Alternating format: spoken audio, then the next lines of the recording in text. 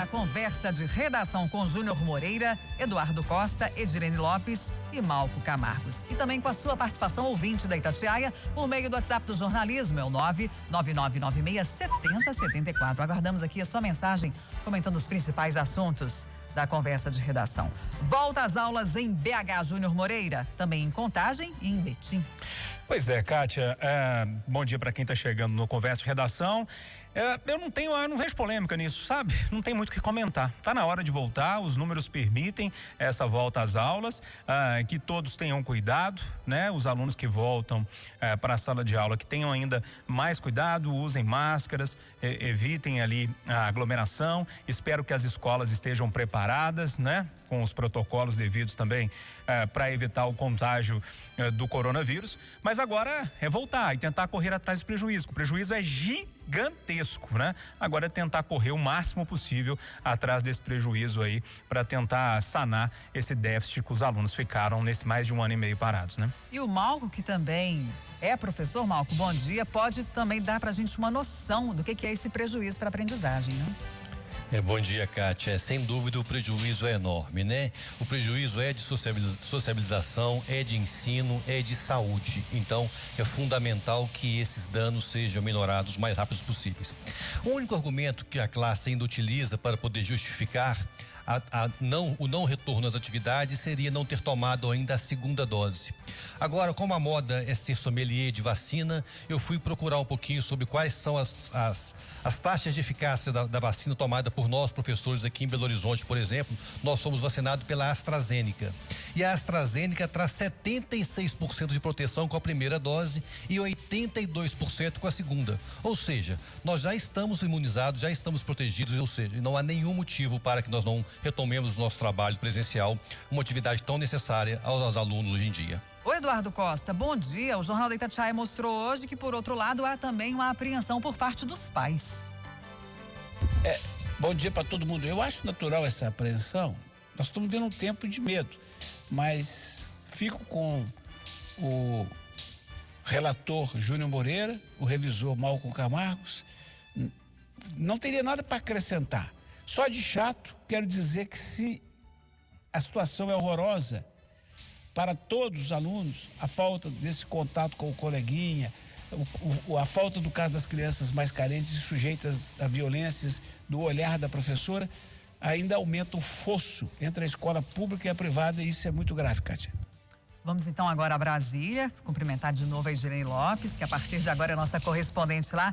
Oi, Edilene, vai ser um desafio para os especialistas em educação e também para os parlamentares, né? Tentar diminuir esse fosso que o Eduardo Costa disse que, inclusive, ele já é real, né? Mas para poder reduzir o impacto dessa não ida dos alunos às salas de aula durante a pandemia. Pois é, Kátia, muito obrigada, viu, pelas felicitações. Estou muito feliz de estar aqui em Brasília, reforçando o time com o Jonathan e a Gabriela. Agradeço muito a confiança do João Vitor, da Maria Cláudia e do Diogo. Agora faço parte da equipe aqui. Continuo em cima do fato com as notícias de Minas, olhando tudo bem de pertinho, e estaremos acompanhando sempre aqui na programação o tempo todo, Kátia. Em relação à área da saúde, essa questão da saúde e da educação, das vacinas, da eficácia das vacinas, da volta às aulas, eu estou com o Eduardo, estou com o Malco e estou com o Júnior Moreira. Está na hora de voltar às aulas de fato. O protocolo de segurança tem sido seguido pelas escolas, então, seguindo os protocolos de segurança, é hora de voltar. As crianças em casa, com os pais em home office também é uma questão muito complicada. As crianças perdem um pouco os limites e aterrorizam dentro de casa. Os pais ficam de cabelo em pé, e essa socialização na escola é muito importante. Tem a questão da violência também, porque o olhar da escola é na escola que se percebe que uma criança está sendo abusada em casa normalmente. Então, essa volta às aulas, ela é fundamental, essencial. Passou da hora, Kátia.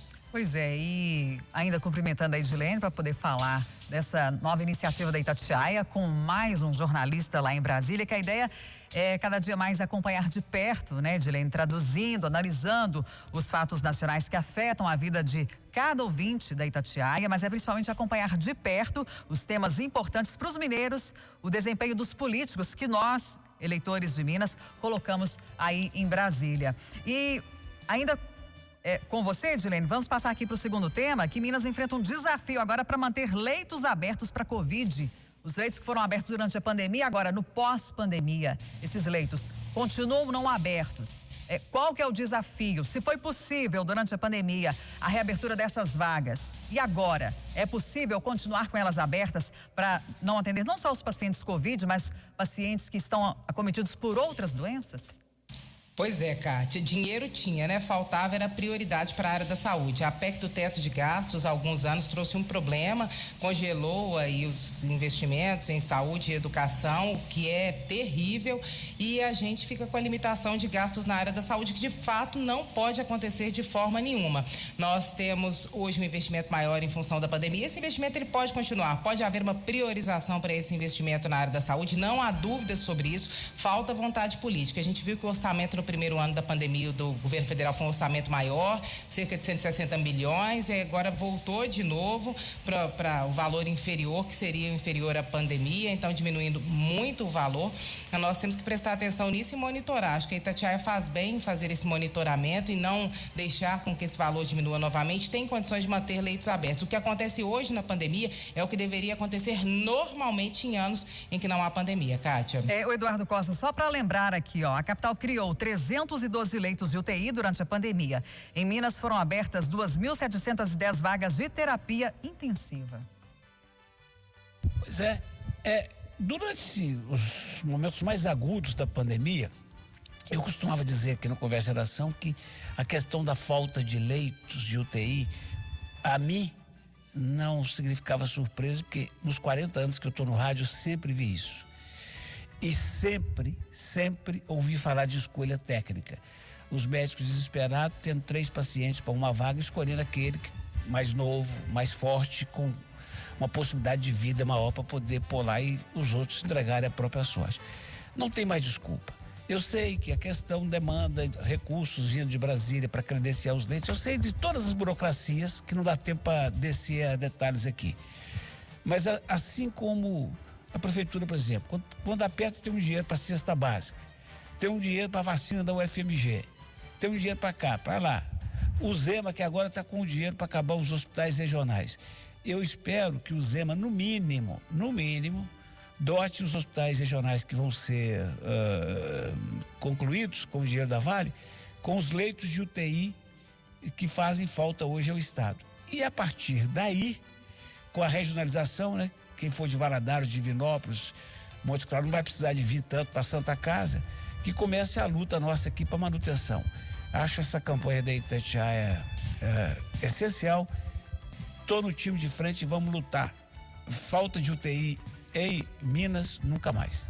Pois é, o Júnior Moreira, o Charles Teixeira, que é do bairro Mantiqueira, está lembrando aqui que tem que haver investimento na área da saúde, porque é um direito de todos e é dever do Estado. Agora a gente fica à espera de que resposta que os gestores da saúde vão dar quando essas vagas forem de fato todas fechadas, ou eles disserem assim, não, era só por causa da Covid-19, agora não é possível mais.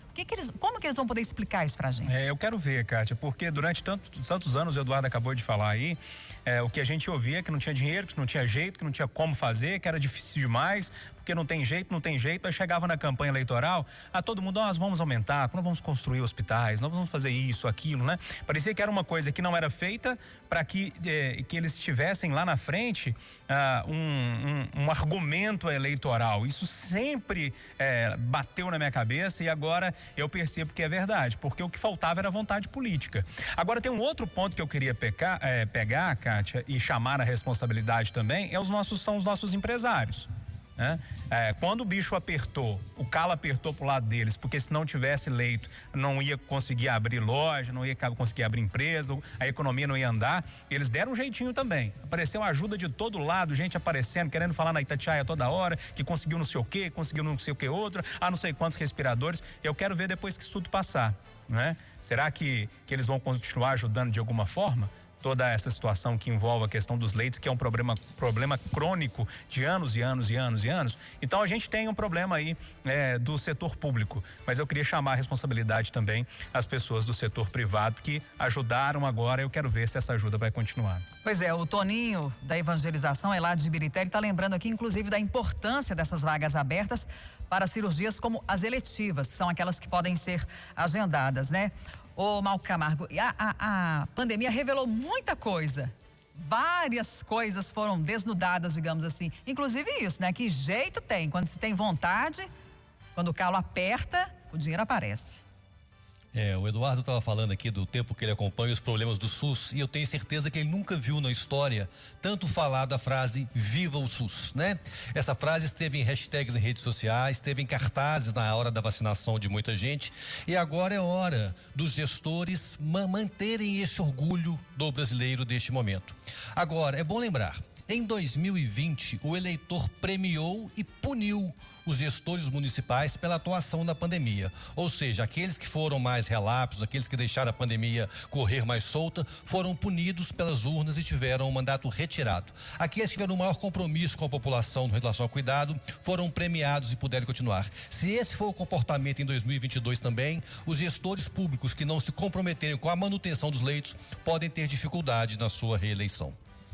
Ô, Malco, gostaria de continuar com você aqui para a gente comentar o levantamento que o Jornal da Itatiaia trouxe hoje, o levantamento da Itatiaia, revelando que mais da metade da bancada mineira no Congresso é contra o valor do fundo para o financiamento das campanhas políticas. 6 bilhões ou 4 bilhões, e dependendo aí da decisão que for tomada, é um valor ou outro, né, Malco? De qualquer maneira, é altíssimo. Sem dúvida, né? Eu queria colocar duas coisas, Kátia, sobre esse assunto. O primeiro é a importância do acompanhamento individual do trabalho de cada parlamentar. Quando votaram em silêncio, quando votaram em bloco, quando votaram às escondidas, o comportamento foi um.